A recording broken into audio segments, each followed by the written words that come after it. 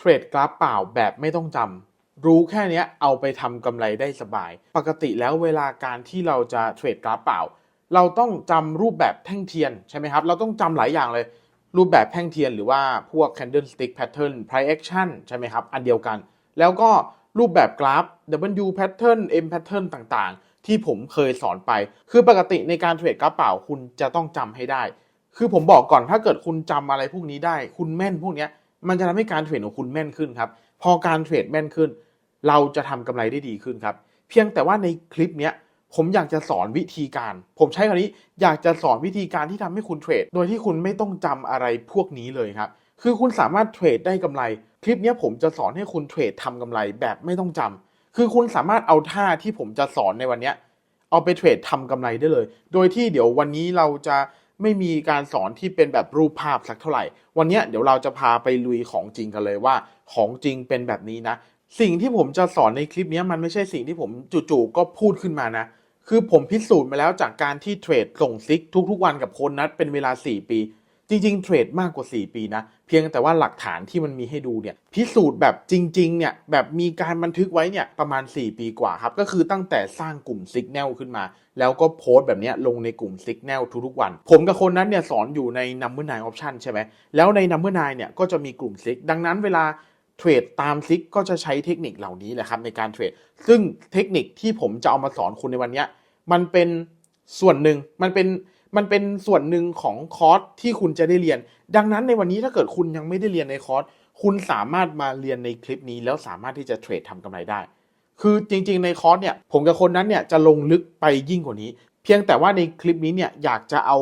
สิ่งที่ใช้คำว่ากลั่นกรองมาแล้วสิ่งที่ง่ายสิ่งที่ทำกำไรได้จริงเอามาสอนคุณดังนั้นผมบอกคุณเลยว่าสิ่งที่ผมเอามาสอนวันนี้ไม่ใช่สิ่งที่พูดขึ้นมาเองมันเป็นสิ่งที่พิสูจน์มาแล้วจากการ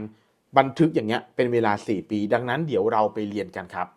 ในคลิปนี้นะครับผมจะใช้ตัวอย่างในโบรกควอเทคคุณเทคนิคที่ผมสอนในวันนี้คุณสามารถเอาไปใช้กับ IQ ก็ได้ควอเทคก็ได้โอลิมหรือโบรกอื่นๆก็ได้ทั้งหมดเพียงแต่ว่าผมกับคนนัทจะสลับกันคนนัทจะเป็นคนสอนในโบรก IQ ผมจะสอนในโบรกควอเทคเทคนิคนี้ไม่ได้ถูกจำกัดแค่ต้องเทรดในควอเทคเท่านั้นคุณเทรดได้ทุกโบรกเลยเพียงแค่ในคลิปนี้เราจะสอนเทรดกันในควอเทคเฉยๆนะครับผมสำหรับวิธีการอย่างแรกให้คุณดูในเรื่องของ time frame นะครับเราจะเลือกเทรดใน time frame 1 นาทีนะครับอินดิเคเตอร์ที่เรา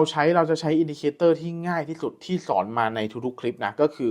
SMA5 ครับวิธีการลืมบอกนะให้เข้าไปตรงรูปเครื่องมือนะครับหลังจากนั้นกด moving average นะครับเลือกช่วงเวลาตรงนี้เป็น5หลังจากนั้นตรงนี้นะครับให้เลือกเป็น SMA แล้วใช้สีที่ต้องการนะเทคนิคที่ผมสอนในวันนี้มันจะแบ่งออกเป็น2 อย่างหลักๆอย่างแรกก็คือเราเนี่ยจะเทรดตามเทรดแล้วอย่างที่2เราจะหาจังหวะเทรดตอนที่กลับตัววิธีการผมขอสอนอย่างแรกก่อนเพราะว่าผมเห็นกราฟตรงนี้ชัดเจนเลยคือปกติเวลาคุณเห็นกราฟมันลงมาแบบนี้สวยๆใช่ไหมบางทีเราอาจจะไม่กล้าเทรดหรือว่าบางทีเราก็อาจจะไม่รู้ว่าถ้าเกิดกราฟมันเป็นอย่างเงี้ยเราต้องเทรดตอนไหนผมจะสอนคุณอย่างนี้เลยกราฟที่เป็นลักษณะแบบนี้เราเรียกว่ากราฟเทรนลงใช่ไหมครับเวลาเราลากเส้นเทรนไลน์เราก็จะลากอย่างนี้เป็นเส้นสีเขียวๆที่ผมให้คุณดูตรงนี้สีฟ้าแล้วกันจะได้เห็นชัดเจนนะแบบนี้เลยเวลาเราลากเทรนไลน์เราจะลากแบบนี้คราวนี้ผมอยากจะบอกคุณว่าเมื่อคุณเห็นเทรนที่มันเป็นเทรนลงชัดเจนอย่างนี้วิธีการเทรดก็คือให้คุณเอา SMA5 เป็นหลักคุณจะสังเกตนะกราฟที่เป็นเทรนลงเนี่ยส่วนใหญ่มันมักจะอยู่ข้างล่าง SMA5 เห็นไหมครับใช้คำว่าส่วนใหญ่นะเพราะเกินก็มีนะเห็นไหมครับอยู่ข้างบน SMA5 ก็มีนะแต่ส่วนใหญ่มันมักจะอยู่ข้างล่าง SMA5 วิธีการเทรดนะวิธีการเทรดคือให้คุณรอให้กราฟมันขยับขึ้นไปใกล้ SMA5 ให้ได้มากที่สุดแล้วคุณค่อยหาจังหวะกดลงครับเห็นไหมครับว่ากราฟขึ้นไปใกล้ SMA5 กดลงกราฟขึ้นไปใกล้ SMA5 กดลงขึ้นไปใกล้ SMA5 กดลงขึ้นไปใกล้กดลงผมบอกเลยว่าเทคนิคนี้แม่นมากแต่ไม่100%ผมต้องเล่าให้ฟังนี้ก่อนคือผมก็ต้องบอกคุณตามตรงว่ามันบนโลกนี้มันไม่มีเทคนิคอะไรที่สามารถใช้ได้100%เพียงแต่ว่าผมอยากจะแนะนำท่านี้ให้กับคุณเพราะว่าเวลาผมเทรดเนี่ยผมทำกำไรได้ตลอดซึ่งการทำกำไรได้ตลอดของผมหมายถึงว่าผมเนี่ยเทรดตามเทคนิคนะไม่ใช่แบบว่าเทรดไปเรื่อยๆทั้งวันแล้วได้กำไรทั้งวันอย่างนี้ไม่ใช่นะคือผมเทรดตามการบริหารเงินแล้วก็ตามเทคนิคของผมด้วยดังนั้นถ้าคุณอยากจะแม่นคุณต้องมีการบริหารเงินที่ดีด้วยแต่อยากจะบอกเลยว่าเทคนิคเนี้ยแม่นมากครับแม่นมากๆดังนั้นจุดแรกคือแบบนี้อันเนี้ยอย่าเพิ่งปักใจเชื่อผมเดี๋ยวเราไปรอดูตอนที่เทรดจริงๆเพราะว่าผมจะเล่าอย่างนี้ให้ฟัง คือการที่ผมเอากราฟเก่ากราฟในอดีตมาเล่าให้คุณฟังอย่างเงี้ยคือมันเกิดขึ้นได้ทั้งหมดครับเพราะว่าผมพูดในฐานะที่ผมมองเห็นกราฟไงครับว่าอนาคตมันจะลงจริงๆเดี๋ยวคุณฟังผมแค่เอาหลักการก็พอฟังก็พอว่าหลักการของผมคือกราฟมันขึ้นไปใกล้ SMA5 แล้วกดลงฟังแค่นี้แล้วเดี๋ยวไปดูของจริงเพราะสิ่งที่ผมเอามาสอนตอนเนี้ยมันยังไม่สามารถพิสูจน์ได้ว่าเทคนิคนี้ใช้ได้จริงเพราะมันเกิดขึ้นแล้วครับแต่ผมจะสอนหลักการก่อนว่าวิธีการของเทรนลงเป็นอย่างนี้เดี๋ยวเราไปดูวิธีการของเทรนขึ้นกันบ้างนะเดี๋ยวผมจะหากราฟเอาตรงนี้แล้วกันตรงนี้สิ่งนี้ตรงบริเวณนี้เราเรียกว่าเทรนขึ้นใช่ไหมครับเวลาเราลากเส้นเทรนไลน์เราจะลากได้แบบนี้ถูกต้องไหมครับซึ่งเทรนขึ้นตรงนี้มันอาจจะไม่ได้เป็นเทรนขึ้นที่สวยเหมือนกับเทรนลงเมื่อกี้แต่สิ่งที่ผมอยากจะบอกก็คือว่าวิธีการเทรดเวลาเราเห็นกราฟมันเป็นเทรนขึ้นแบบนี้มันเหมือนกับเทรนลงเมื่อกี้ครับแค่มันกลับกันเทรนขึ้นก็คือเราจะรอให้กราฟลงมาใกล้ SMA5 แล้วหาจังหวะกดขึ้นครับรอกราฟมาใกล้แล้วกดขึ้นแต่เวลากราฟมันอยู่ห่างกันอย่างเงี้ยมันจะไม่เหมือนตอนลงนะครับตอนลงคือรูปเมื่อกี้ที่ผมให้คุณดูเป็นตัวอย่างก็คือกราฟมันแบบอย่างเงี้ยกราฟมันอยู่กระจุกตัวค่อยๆลงแบบนี้แต่ลักษณะแบบเนี้ยลักษณะแบบเป็นเทรนขึ้นเนี่ยอันนี้คือกราฟมันค่อนข้างที่จะห่างกันเพราะฉะนั้นผมบอกงี้เวลาคุณเจอกราฟที่ห่างๆกันแบบนี้ให้คุณเลือกเทรดตอนกราฟกลับตัวแล้วกันเดี๋ยวผมสอนตอนกราฟกลับตัวทีหลังว่าเทรดยังไงผมสอนเรื่องวิธีการเลือกกราฟก่อนว่าถ้าเกิดคุณเจอมันลงแบบแคบๆเมื่อกี้หรือถ้าเกิดมันขึ้นอย่างนี้แบบนี้ครับแบบนี้นี่ถ้ามันขึ้นแบบนี้คุณใช้เทคนิคแบบที่ผมบอกได้ก็คือรอให้กราฟมันลงมาใกล้ SMA5 แล้วกดขึ้นรอให้มันลงมาแล้วกดขึ้นลักษณะแบบนี้ถ้ามันขึ้นกระจุกตัวแบบนี้ให้คุณรอ SMA5 แต่ถ้าเกิดคุณเจอกราฟแบบนี้ครับนี่แบบนี้สถานการณ์แบบนี้คือกราฟที่มันกว้างๆถ้าคุณเจอกราฟแบบนี้นะให้คุณเลือกที่จะตีเส้นเทรนไลน์ก่อนเส้นเทรนไลน์เนี่ยมันเป็นสิ่งสำคัญที่มันทำให้เรามองเห็นไงครับว่ากราฟมันน่าจะเคลื่อนที่ไปในทิศทางไหนให้คุณลากเส้นสัก2เส้นสัก2จุดแบบนี้นะครับผมยกตัวอย่างเป็นกราฟนี้แล้วกันวิธีการก็คือพอคุณลากสมมุติว่าในสถานการณ์จริงๆคุณอาจจะลากแบบนี้แล้วกันลากแบบนี้จุดนี้คือจุดที่1จุดนี้คือจุดที่2พอกราฟลงมาจุดที่3คุณอย่าเพิ่งเทรดนะสิ่งสำคัญอย่างแรกคือคุณรอให้กราฟกลับตัวแล้วเราจะรู้ได้ไงว่ากราฟกลับตัวก็นี่ครับจากเดิมที่กราฟมันลงมันเปลี่ยนเป็นเทรนขึ้นสิ่งนี้คือการเรียกว่ากราฟกลับตัวพอกราฟมันกลับตัวแล้วนะให้คุณหาจังหวะที่กราฟมันทะลุ SMA5 แบบนี้อย่างแท่งนี้กราฟทะลุ SMA5 แล้วใช่ไหมครับดังนั้นคุณหาจังหวะกดขึ้นได้เลยนี่คือวิธีการเทรดแบบกดขึ้นยกตัวอย่างอีกตัวอย่างหนึ่งอันนี้ครับกราฟลงมาชนเทรนไลน์แล้วแต่กราฟยังไม่ขึ้นพอมันเด้งขึ้นปุ๊บให้คุณรอดูว่ามันเด้งจนทะลุ SMA5 หรือเปล่าถ้ามันทะลุคุณหาจังหวะกดขึ้นได้เลยแต่แบบนี้ครับแบบนี้ระวังสิ่งที่คุณต้องระวังคือกราฟชนเหมือนกันทะลุ SMA5 ไหมทะลุครับแต่สุดท้ายกราฟลงมาถ้าเกิดคุณกดตอนแท่งแบบเนี้ยคุณอาจจะขาดทุนแต่ถ้าเกิดคุณกดตัวนี้คุณอาจจะได้กำไรนี่คือสิ่งที่อยากจะบอกว่าเทคนิคนี้แม่นแต่ไม่100%ดังนั้นคุณต้องมีทักษะในการเลือกจุดที่จะเข้าเทรดด้วยมันเลยเป็นเหตุผลนะครับที่ผมจะต้องสอนคุณในกราฟอดีตแบบนี้แล้วผมต้องไปเทรดให้คุณดูจริงๆด้วยเพื่อให้คุณมีทักษะในการเลือกกราฟแล้วผมบอกเลยว่าถ้าเกิดคุณอยากจะมีทักษะแบบนี้แม่นขึ้นนะผมแนะนำให้คุณเข้าไปเรียนด้วยกันเพราะการเรียนในคอร์สเรียนผมก็จะสอนคุณอย่างเงี้ยทั้งภาคทฤษฎีภาคปฏิบัติที่เป็นคลิปอย่างนี้แต่สิ่งสำคัญคือกลุ่มซิกแนลครับผมกับโค้ชนัทมีกลุ่มซิกแนลที่จะส่งซิกให้คุณทุกๆวันมันจะทำให้คุณได้ฝึกกับกราฟจริงๆดังนั้นวันนี้ถ้าเกิดคุณไม่ได้มีเวลาในการฝึกด้วยตัวเองมากพอนะคุณเข้าไปเรียนในคอร์สเรียนได้ผมบอกเลยว่ามันทำให้คุณได้ฝึกทุกวันเพราะว่าผมกับโค้ชนัทก็เทรดกันทุกวันก็จะส่งซิกให้คุณอยู่ตลอดดังนั้นมันจะทำให้คุณได้ฝึกรูปเมื่อกี้ที่ให้ดูเป็นตัวอย่างก็คือรูปในกลุ่มซิกครับเดี๋ยวเราไปดูการกดลงกันบ้างผมยกตัวอย่างเป็นเดี๋ยวหากราฟแบบนี้แล้วกันอันนี้เทรนสวยนะครับเป็นเทรนขาลงแบบสวยๆเลยนะลากเส้นแนวโน้มให้ดูเส้นเทรนไลน์นะ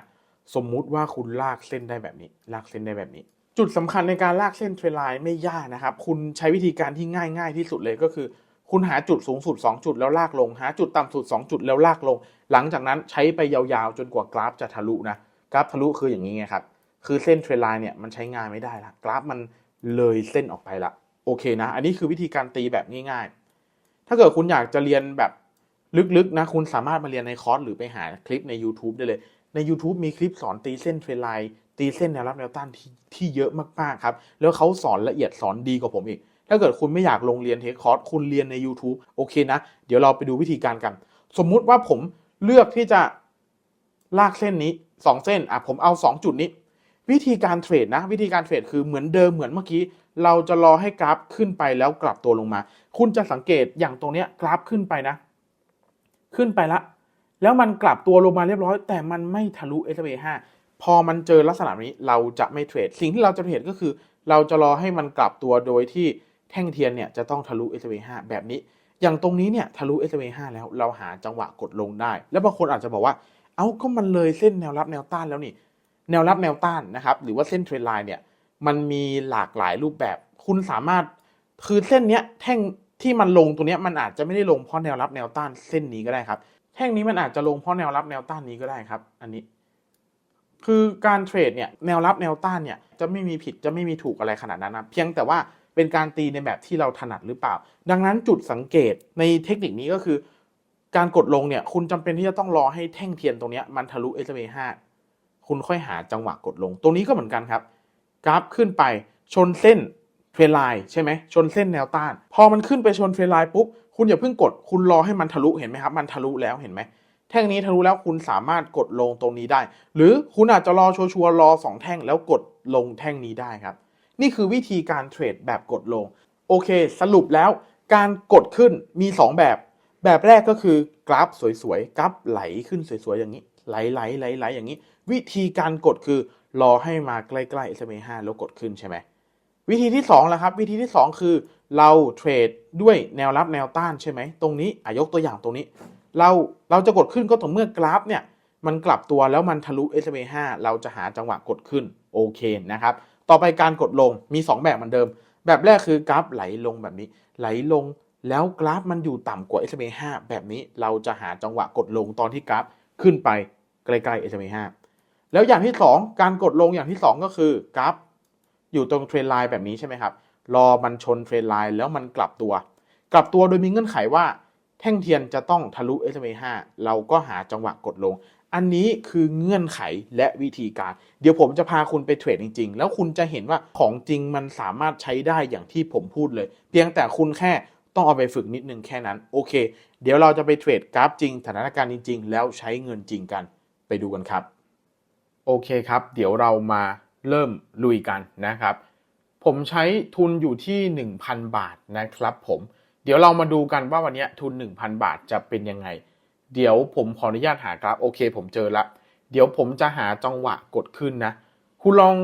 คิดดูซิว่าสิ่งที่ผมกดขึ้นตัวนี้มันเหมือนกับเทคนิคอะไร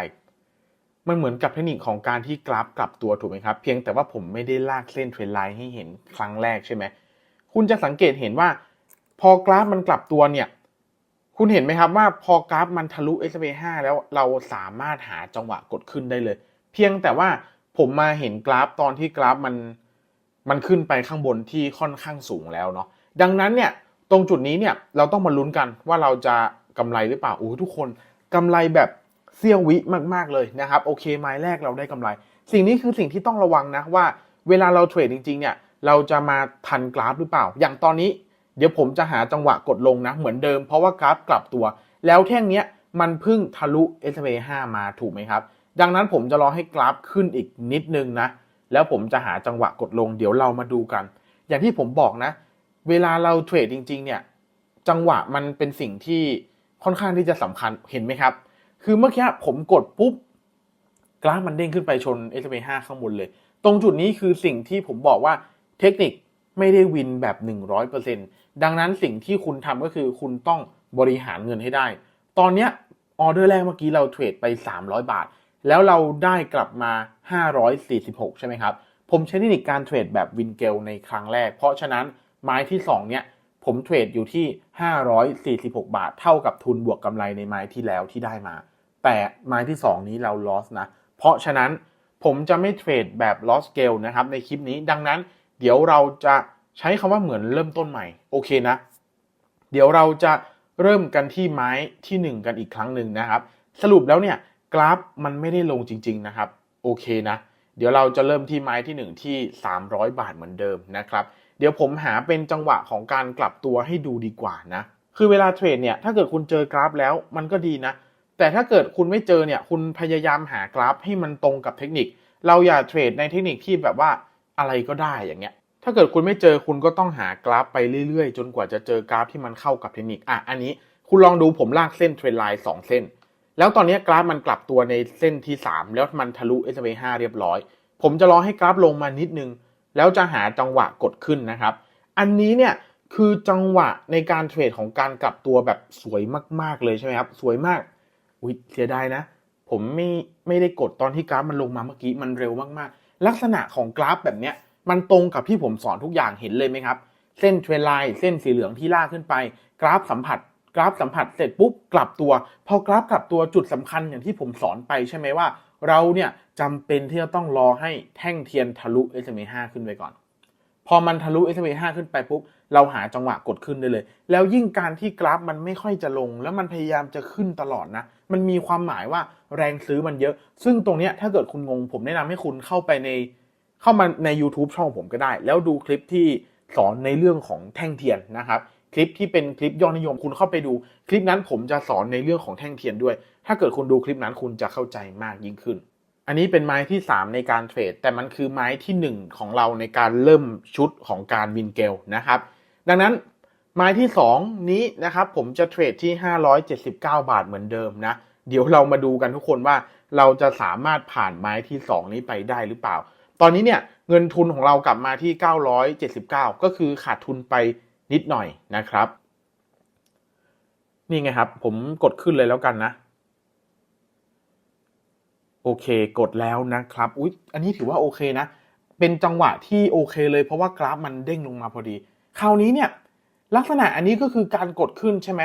อย่างแรกที่ผมให้คุณดูเมื่อกี้คือการลากเส้นเราลากเส้นเทรนไลน์กราฟชนเป็นครั้งที่3แล้วมันกลับตัวเมื่อกี้เราเห็นจังหวะการกลับตัวพร้อมกันใช่ไหมครับจุดสำคัญคือเราต้องรอให้แท่งเทียนทะลุ SMA 5ซึ่งมันทะลุไปแล้วใช่ไหม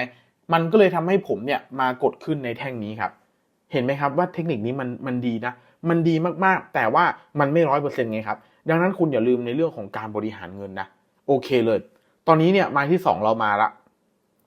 ตอนนี้ถ้าเกิดหยุดไปเราก็กำไรประมาณ500กว่าบาทแล้วจริงๆกำไร500กว่าบาทสำหรับผมโอเคแล้วนะดังนั้นเนี่ยเดี๋ยวเราจะเทรดแบบเล่นๆกันผมจะเทรดให้คุณดูอีกสัก 2-3 ไม้เพื่อเป็นตัวอย่างเพราะว่ายังไม่ได้เทรดกราฟที่มัน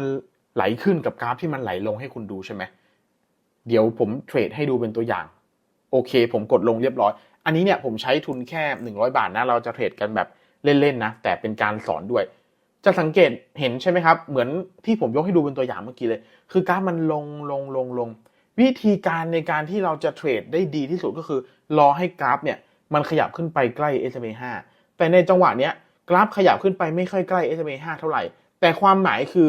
เพราะว่าแท่งเทียนแท่งนี้มันลงมาเยอะมากๆไงครับการที่แท่งเทียนเนี้ยมันลงมาเยอะมากๆนั่นแปลว่าแรงขายมันมีเยอะใช่ไหมเพราะฉะนั้นเนี่ยถ้าเกิดคุณมาดูคุณอาจจะกดลงตอนจังหวะตรงนี้ก็ได้แต่ผมกดจังหวะเมื่อกี้ไปแล้วดังนั้นเนี่ยเดี๋ยวเรามารอลุ้นกันเพราะมันก็ไม่ได้ไกลกันมากสักเท่าไหร่จังหวะที่กราฟขึ้นไปชน SMA 5พอดีกับจังหวะที่ผมกดนะดังนั้นเดี๋ยวเรามาลุ้นกันครับว่าออเดอร์นี้เราจะได้กำไรหรือเปล่าสิ่งสำคัญที่ผมอยากให้คุณเห็นคือเรื่องของการตัดสินใจในการกดครับคุณสามารถตัดสินใจได้เลยว่าคุณจะกดตอนไหนยิ่งกราฟขยับเข้าไปใกล้ SMA 5มากเท่าไหร่มันยิ่งมีโอกาสที่คุณจะได้กำไรมากเท่านั้นดังนั้นถ้าเกิดคุณใจเย็นได้คุณรอได้คุณสามารถกดตอนจังหวะที่มันเด้งขึ้นไปชน SMA 5เมื่อกี้มันจะปลอดภัยยิ่งกว่าตำแหน่งของผมอย่างตำแหน่งของผมถามว่ามีโอกาสได้กำไรไหมตอนนี้แรงขายมันก็มีโอกาสได้กำไรแต่มันอาจจะไม่ปลอดภัยเท่ากับจุดข้างบนใช่ไหมครับดังนั้นเนี่ยเดี๋ยวเราลองลุ้นกันอีก5วิผมว่ายังไงก็กำไรนะโอเคครับเพราะว่ากราฟมันไหลลงมาอยู่แล้วทุกคนคือการที่กราฟมันไหลลงเงี้ยมันมีความหมายว่าแรงซื้อมันเยอะไงครับโอเคนะอันนี้แหละครับคือตัวอย่างของการกดเทรดตอนที่แรงขออภัยแรงขายเมื่อกี้ไม่ใช่แรงซื้อนะแรงขายนะครับเดี๋ยวผมจะลองหากราฟที่เป็นแรงซื้อเยอะๆบ้างแล้วกันนะเพื่อให้คุณดูเป็นตัวอย่างนะครับผมอันนี้กราฟไหลลงนะครับอันนี้กราฟไหลลงแต่ว่าเดี๋ยวเรารอดูจังหวะนะโอเคผมกดลงเรียบร้อยแล้วนะครับคุณจะสังเกตนะครับว่าเดี๋ยวผมลากให้ดูก่อนอันนี้คือ จำตอนที่ผมสอนครั้งแรกได้ไหมว่ากราฟที่มันไหลลงมันมี2แบบมันมีไหลลงที่เป็นกว้างไหลลงที่แคบจำได้ใช่ไหมครับในออเดอร์เนี้ยที่ผมไล่ให้คุณดูก็คือจริงๆแล้วคุณจะมองว่ากราฟมันไหลลงก็ได้หรือคุณจะมองว่ามันกลับตัวก็ได้เพราะว่ากราฟเนี่ยมันเพิ่งทะลุ SMA 5ไปแล้วมันกลับตัวลงมาคือตรงนี้เนี่ยผมจังหวะที่ผมเข้าเทรดจริงๆนะคือจังหวะที่กราฟมันลงมาแล้วทะลุ SMA 5ครับแล้วตอนนี้ผมดูแล้วเหมือนกราฟมันกำลังจะกลับตัวนะครับเพราะฉะนั้นเนี่ยเอาอย่างนี้ผมจะขออนุญาตกดขึ้นอีกออเดอร์หนึ่งแล้วกันผมมองว่ากราฟลักษณะแบบนี้มันกำลังจะกลับตัวขึ้นนะครับเพราะฉะนั้นผมจะกดขึ้นอีกออเดอร์หนึ่งนะเดี๋ยวหาจังหวะรอกราฟลงมาย่อแป๊บหนึ่งนะครับโอเคครับผมอธิบายอย่างนี้ตอนแรกกราฟมันทำท่าเหมือนจะลงใช่ไหมทำท่าเหมือนจะลงมาเลยแต่จู่ๆแท่งเทียนสีเขียวแท่งเนี้ยมันก็เด้งขึ้นไปแล้วทะลุ SMA 5ครับมันเลยทำให้ออเดอร์เนี้ยผมตัดสินใจแหวกแนวหมายถึงว่าเปลี่ยนจากการกดลงเนี่ยเป็นการกดขึ้นแทนซึ่งผมก็ไม่ได้กดเยอะนะผมก็กดแค่100เดียวเมื่อกี้เราขาดทุนไป175ใช่ไหมแต่ผมกดแค่100เดียวในการเทรดนะครับเราพยายามอย่าโลภนะเพราะมันมีโอกาสเหมือนกันนะครับที่ผมกดขึ้นแล้วผมจะแพ้เมื่อกี้เพราะว่าคือการที่เราเทรดเราไม่มีทางรู้ว่ากราฟมันจะไปในทิศทางไหนกันแน่ครับดังนั้นเนี่ยการบริหารเงินยังคงเป็นสิ่งที่สำคัญเสมอครับโอเคนะการบริหารเงินเป็นสิ่งที่สำคัญเสมอดังนั้นเวลาคุณมาดูผมเทรดอย่างเงี้ยผมจะเทรดด้วยเงินเท่าไหร่ก็ตามมันเป็นเรื่องของผมคุณไม่ต้องสนใจสิ่งที่คุณสนใจคือเทคนิคครับเพราะฉะนั้นเนี่ยผมอยากจะให้ทุกคนที่เข้ามาดูในคลิปไม่ว่าจะเป็นคลิปที่ผมเทรดด้วยจำนวนเงินมากขนาดไหนอย่าทำตามเอาความรู้ที่ผมสอนก็พอแล้วคุณใช้จำนวนเงินในการเทรดเท่ากับทุนที่มันเหมาะสมกับคุณครับโอเคนะสรุปออเดอร์นี้เนี่ยเรากดขึ้นเพราะว่ากราฟเนี่ยมันขยับทะลุขึ้นไป SMA 5นะครับผมเห็นไหมครับว่าเวลาเราเทรดด้วยกันจริงๆอย่างเงี้ยมันจะมีหลายๆอย่างที่เป็นความรู้ให้กับคุณนะโอเคไหมดังนั้นเนี่ยมาดูผมเทรดบ่อยๆอย่างเงี้ยดูคนนะเทรดบ่อยๆคุณจะได้องค์ความรู้ไปแบบเต็มๆเลยนะครับผมแล้วคุณคิดดูดิถ้าเกิดเป็นในกลุ่มซิกอย่างเงี้ยคุณจะได้เจอกราฟเองแล้วเทรดเองจริงๆแป๊บนึงนะโอเคครับกดขึ้นเรียบร้อยถ้าเกิดเป็นกลุ่มซิกคุณจะได้เจอกราฟจริงๆแล้วเทรดเองจริงๆมันจะสนุกแล้วอัพสกิลคุณแค่ไหนคุณลองคิดดูดังนั้นในวันเนี้ยคุณลองกลับไปฝึกนะกลับไปฝึกบ่อยๆเหมือนในกลุ่มซิกกลุ่มซิกก็คือมีอยู่ทุกวันเลยดังนั้นยิ่งฝึกบ่อยยิ่งเก่งแต่อย่าลืมการบริหารเงินนะครับออเดอร์นี้เนี่ยผมกดขึ้นเพราะว่ากราฟมันไหลขึ้นนะคือมันผ่านในเรื่องของการกลับตัวมาละกราฟมันทะลุ SMA 5เรียบร้อยแล้วนะครับแต่ว่าอันเนี้ยคือการที่กราฟมันไหลขึ้นแต่มันเพิ่งไหลได้ไม่นานแค่นั้นเองนะอันนี้คือวิธีการในการเทรดตอนที่กราฟมันไหลขึ้นคุณสามารถเทรดแบบนี้ได้เหมือนกันคือบางทีเนี่ยเราพลาดจังหวะที่กราฟมันกลับตัวไปละคุณก็รอดูว่ากราฟมันเหมือนจะไหลขึ้นไปหรือเปล่าถ้ากราฟมันค่อยๆขึ้นค่อยๆขึ้นแบบเนี้ยคุณหาจังหวะรอมันลงมาใกล้ๆ SMA 5แล้วกดขึ้นได้เลยนะครับผมโอเคนะครับงั้นเดี๋ยวตอนนี้เราก็จะถอนเงินกันสรุปแล้วเมื่อกี้เนี่ยเราฝากกันเข้ามา 1,000 บาทนะเราถอนที่ 1,600 กว่าบาทก็คือคิดง่ายๆก็คือกำไรประมาณ600กว่าบาทนะครับโดยที่เราใช้เวลาแค่ประมาณ10กว่านาทีเองดังนั้นหลังจากเรียนคลิปนี้จบอย่าลืมเอาไปฝึกหรือว่าถ้าเกิดอยากจะมาเรียนในกลุ่มซิกด้วยกันอยากจะมาเรียนในคอร์สด้วยกันสามารถที่จะติดต่อสอบถามเข้ามาได้ใน Line @number9option นะครับผมสำหรับคลิปนี้ถ้าคุณงงตรงไหนสงสัยตรงไหนเหมือนเดิมเลยนะสามารถคอมเมนต์ใต้คลิปนี้ได้เลยนะครับแล้วก็ถ้าเกิดคุณอยากจะให้ผมเพิ่มเติมหรือทำเรื่องไหนเป็นพิเศษก็คอมเมนต์บอกได้เช่นกันนะครับสำหรับวันนี้ลาไปก่อนครับผมสวัสดีครับ